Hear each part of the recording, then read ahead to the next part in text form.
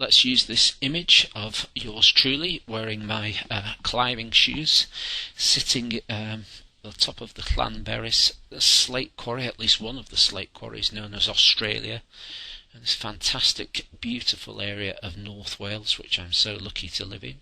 Anyway, having climbed up to the top, 40 metres, there we are. I pointed the camera out and I thought it would be pretty neat to leave my feet in the shot for that sense of perspective. So this is an image which, let's suppose, we want to get printed out at the printers. Now we have to make some decisions about this, and it's very important to do this. First of all, we need to know our intended size. We'll look at a few examples during this movie. So let's say, for instance, I wanted to print this image out at, I don't know, 6x4. I've got the crop tool active, and as soon as I have the crop tool active, you'll notice that I've got these height, width and resolution boxes here. Importantly, at the moment it's reading pixels per centimetre, whereas photographically we work in inches, 6x4 inches, so I'll click this box and change over to inches.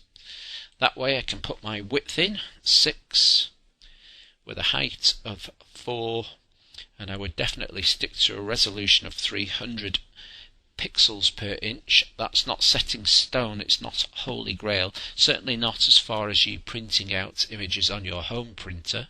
In my experience, you can go down to a resolution of something like 180 pixels per inch, but the machines, the Fujifilm machines that most commercial print bureaus such as Boots, Max Spielmann's or anywhere else tend to use, they're expecting a resolution of 300 pixels per inch, and if your file doesn't have that inherently embedded in it, you can get some strange results that will occur.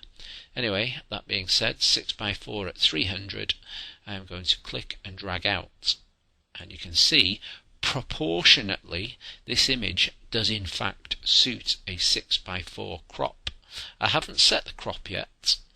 I've still got the marching ants ready, and if I want to crop this to size at 6x4, I'd have to hit the enter key, and then I would use file save or save as to save as a copy.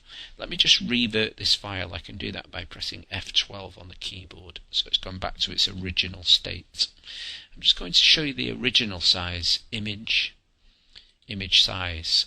At the moment we have an image that's roughly 12x8 at 240. Let me just change that 240 to read 300. So as it comes from the camera, roughly this is a 10 by, let's say, 7 image. I haven't made any changes here. That's roughly the original pixel dimensions as from the camera. And you can see that once I crop, as our example here at 6x4, I'll hit the enter key. If I go back to the image size menu, you can see now there's no doubt about it. It is definitely 6x4 at 300.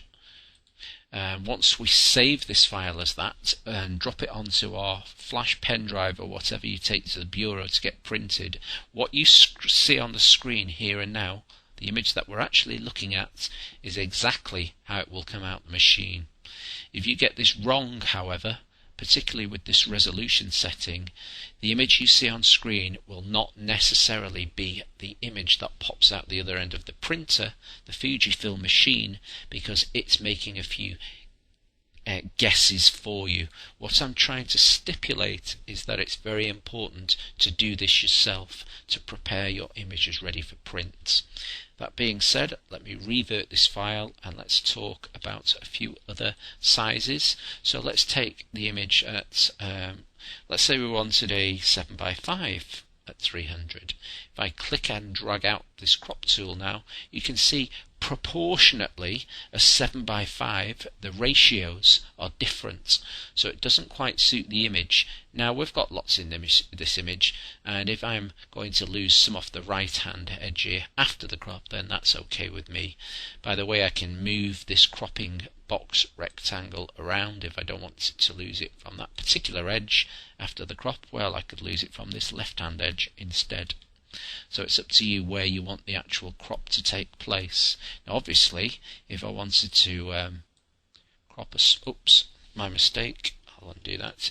If I wanted to crop a smaller proportion of this image, let's say just to more include my feet and the lake there, I can certainly do that.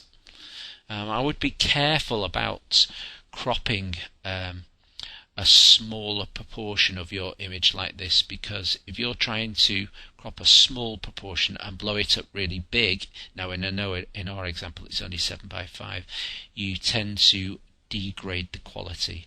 Let me just hit the escape key there.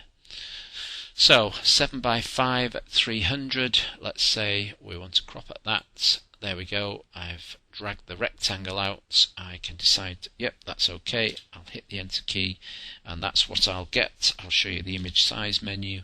See, now it's 7:5 at 300. Once again, I'm just going to revert this file and just show you once again. Let's take another cropping proportion. Let's say 8:6.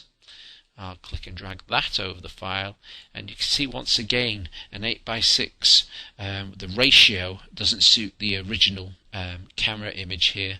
So again, you can make a decision where you want this crop to take place by let me just uncheck this, by cropping and moving the box or adjusting things as you see fit. Just be sure that when you've finished and you hit the enter key, once again I'll show you the image size menu, that it's definitely an 8:6 at 300, and if I save the image now, that's exactly what I'll get. Drop it onto my pen drive and take it along to the machine at Boots or wherever and printed. The image I'm looking at now on screen is definitely the image that will pop out of the printer.